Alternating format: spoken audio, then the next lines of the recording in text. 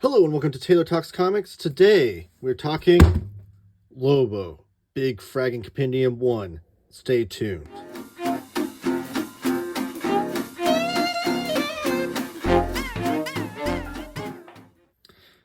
And we're back.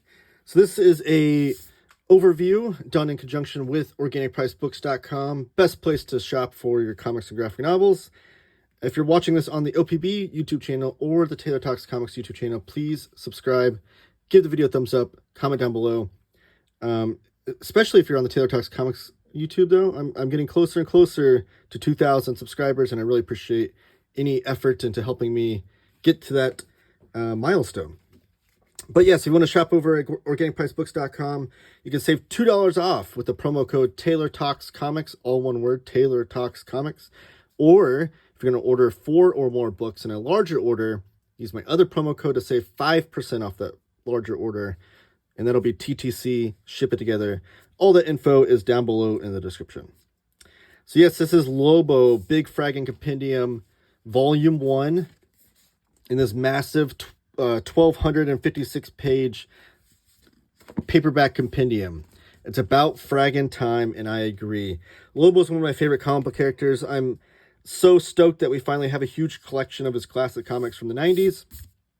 I've been waiting for this. I always wanted a Lobo omnibus, but I will take this. It does have a bunch of different appearances. I will zoom in here, and then you can just pause the video and look at all of the issues that are contained, rather than me read them all off, because that's kind of boring, I think, especially when there's like a million different series and whatnot. But there is all of what's included in here. This is actually my first DC compendium, and I have to say I'm impressed. Like I said, this is 1,256 pages. It's massive. It's the biggest paperback book I have in my collection now. And it held up. I read this whole thing over the last week, and there's no crease on the spine, you can see. There is a little bit of damage down here, but it's a reader copy for review. Organic Price Books does a great job shipping. They won't send this to you damaged like that, don't worry. So open it up here, show off what's inside the book. You get a nice title page up here, Lobo with Santa Claus. That is one of the issues in here. Get a giant image of his face, which I think is the same. Yeah, the same image on the spine. And it tells you all the different plots, breakdowns, dialogue, script writers, pencilers, inkers, colorists, and everything there. But don't worry, this was what I was most impressed by. There is a full table of contents on 2 pages worth, telling you what issue you're reading, what page it came out on, the title of the issue, who did the cover, and everything like that. And then within the issues, there's credits as well. So I'm a big proponent of having a quality table of contents and have every issue very well credited, so I know who I'm reading and what I'm looking at. Great job here. And I've got a couple more compendiums in since then, and I have to say that I'm impressed with this format from DC Comics. All right, so you open it up, and the first issue is the Omega Men, including the first appearance of Lobo, which you can see looks very different than the character he would become. This is the only old appearance. He did take part in the Legion series, the Legion Legion series, where it's like a what do you call that? Not a asterisk. What is it? Acronym thing. Phew, my brain was not working there.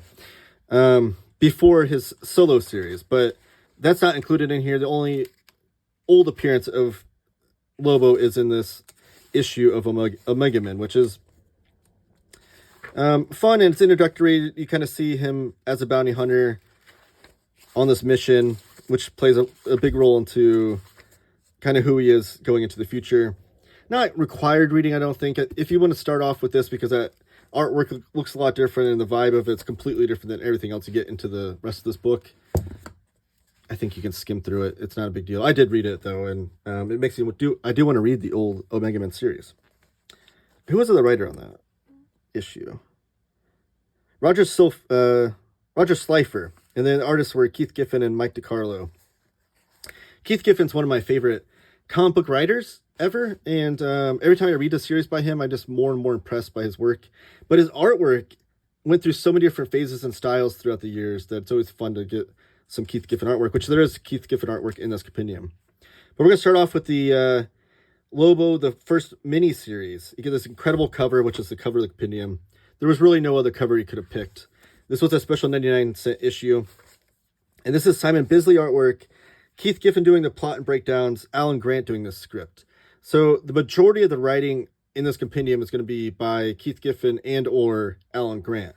And Alan Grant did a tremendous job. I really love the Lobo character for all the great artwork in it, in his runs, that all the great artists that came through his runs. But the writing was great throughout this omnibus too. It's just a total blast. And this first issue is him going on a mission by his boss, telling him he needs to go rescue this person. But also, in the midst of that, here's his boss right there, someone released a unauthorized biography of Lobo. So he's trying to get revenge for the person that would do such a terrible thing. And those stories kind of converge into one. And here's excerpts of his biography. And they are pages of prose. I know some people aren't into that, but I have to tell you, they're very entertaining. Like, they're very entertaining reads, and they're just one page at a time. Doesn't break up the story too much. Simon Bisley cover again, continuing this mini-series. And Simon Bisley is an artist who cut his teeth with 2000 AD, and you can definitely tell this looks like 2000 AD artwork. And that's one thing that really was pressed upon me throughout reading this compendium, is that it felt way more like a 2000 AD comic book that I was reading than a DC comic. Yeah, you get DC characters in there with like the Legion. Here's a report card of Lobo. It's funny. But the way with the artwork and the storytelling, it felt way more 2000 AD to me than DC. So if you're into Judge Dredd and that kind of thing, or you want to try a handout with some of those artists, you're going to get that in here. And then here's issue 4 of 4. It's The Last Zarnian is the story that's told throughout this first 4-issue miniseries. And then the next series is you get some issues of The Demon, with his appearances in The Demon, which I think was, let's see how many issues it lasted. The Demon issues 11 through 15. And in here you get introduced to the artist Val Simex, who does a lot of the art, or a lot of the art in the back part of this compendium. So you get introduced to his art. But this is the Demon series that took place in the 90s. I will say that I'd be way more interested in reading this Demon series as a full compendium in its own right. In the middle of this compendium with Lobo, this was kind of the downside of this compendium. Not that it's bad. It's still entertaining to read. But it's such a different...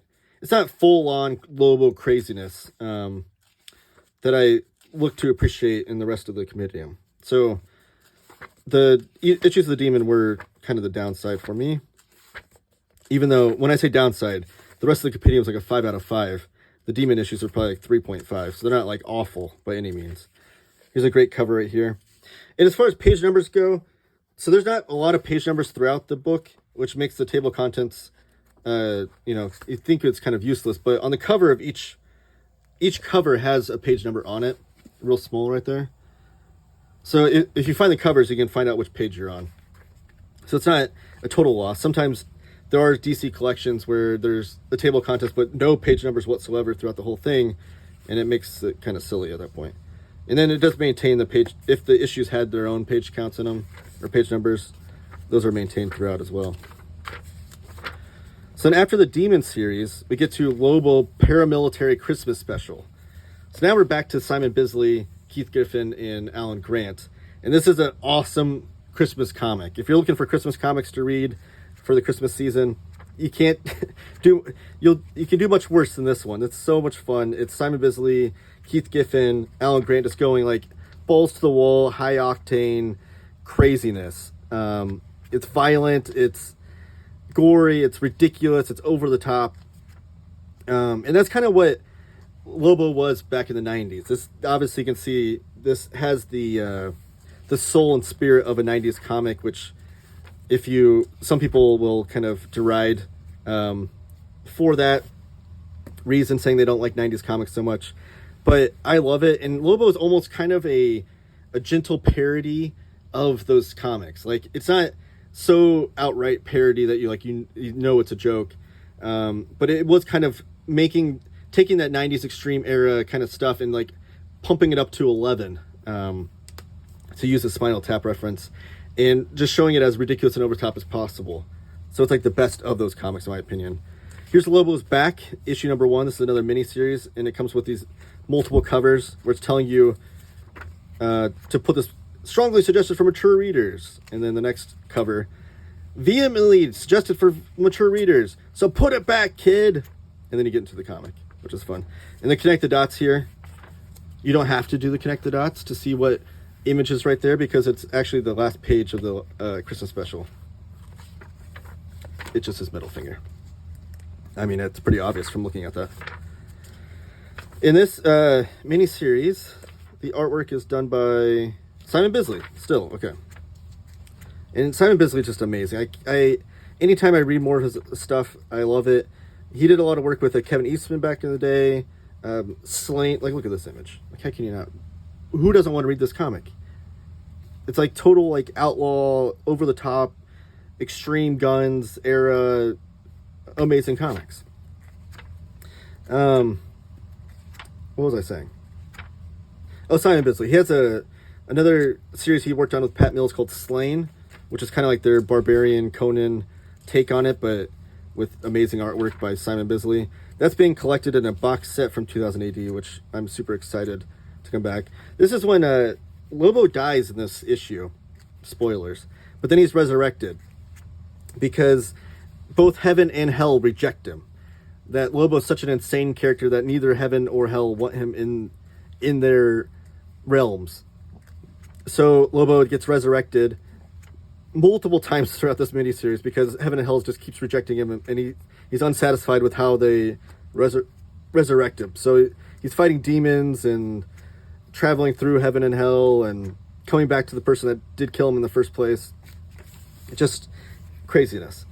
So here's a Blazing Chain of Love in this series. This is Keith Giffen. Oh, Dennis Cowan is doing the artwork on this.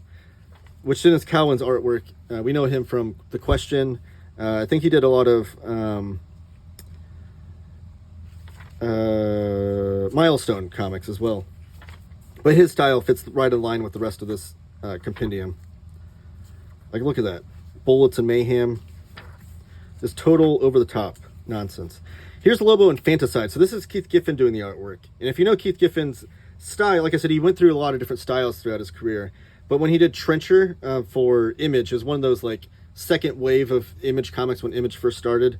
He had this crazy, kind of this deadline art style with these wacky colors. That's kind of the style he's working on when he's doing the artwork in Lobo Infanticide.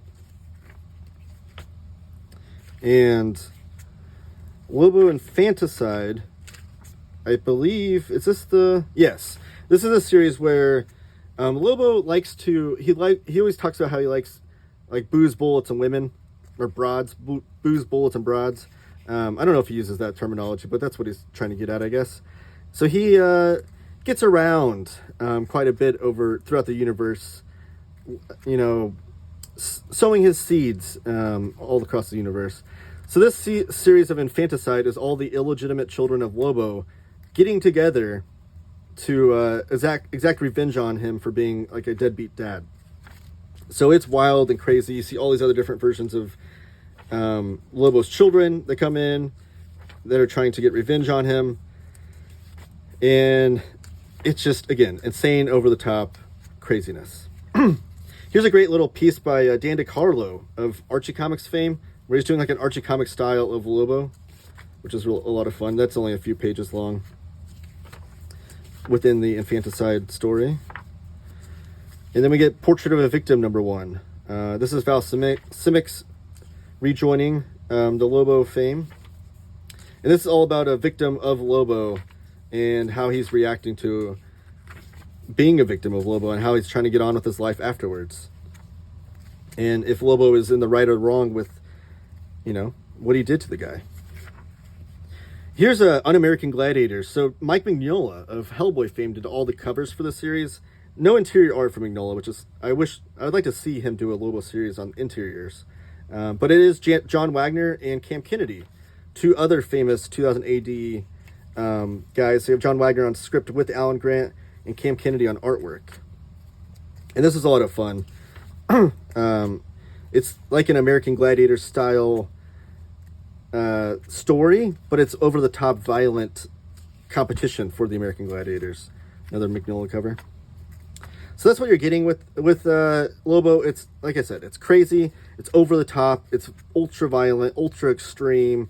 It's funny, like the whole thing is hilarious throughout this compendium. There's jokes galore throughout that keep all the ultra violence kind of a little bit of levity to the nonsense that you're seeing. And if you're not a fan of 90s comics, but you might like the art style or something, this is a good way to dip your toes into it, because it does give you, it does kind of make fun of those things, so you can make fun of along with them.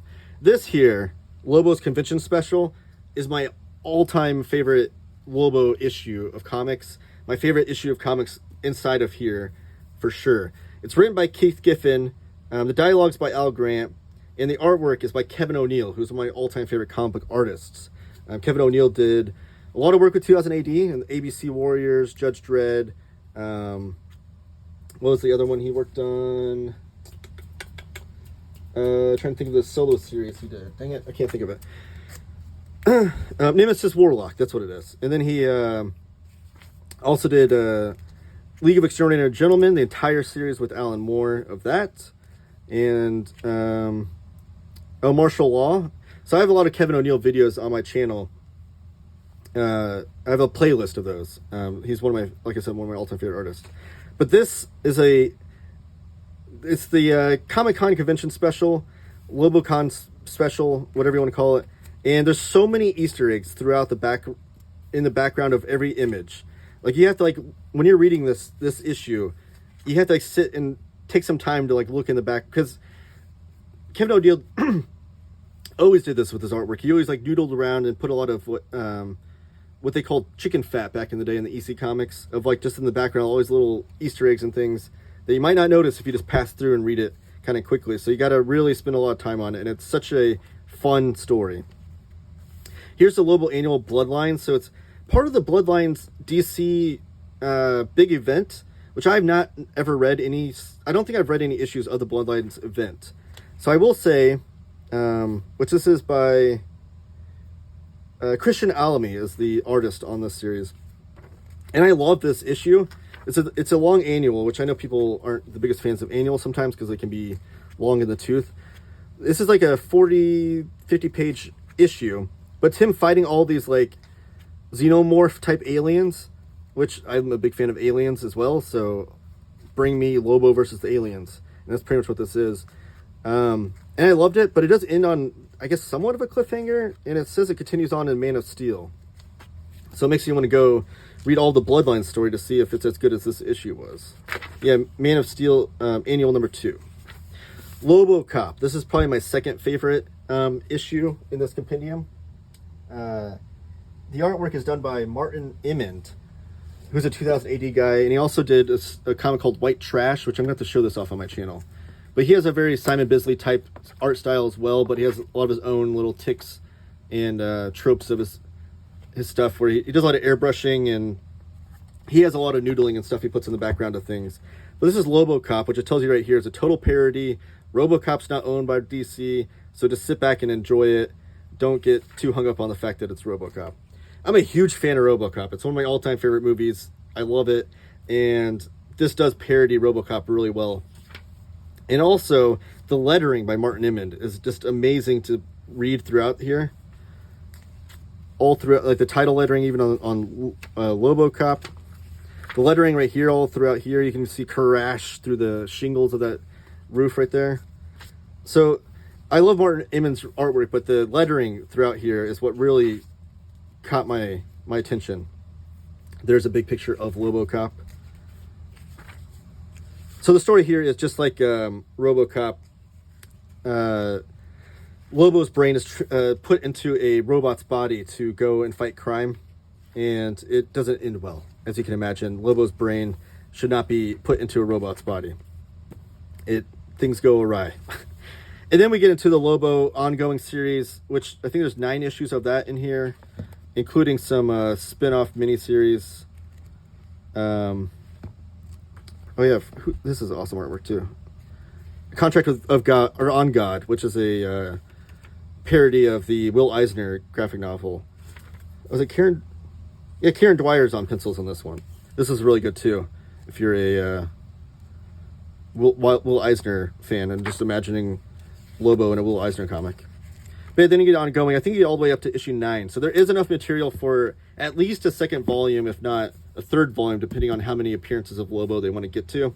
But absolutely a blast to read this. I read this over last week. I can't recommend this enough if this is your vibe. If you just want a fun comic that has incredible, crazy artwork, pick this up. Comment down below, please, with your thoughts on Lobo. The character, or if you're going to pick this up based on my review, I want to see that too, or any questions you might have. I love talking comics. I always reply to all the comments. And please subscribe to my channel if you haven't already. I'm getting closer and closer to 2,000 subs, so I'd like to get there relatively soon. And give the video a thumbs up and shop at Organic Price Books. Like I said, those promo codes are down below.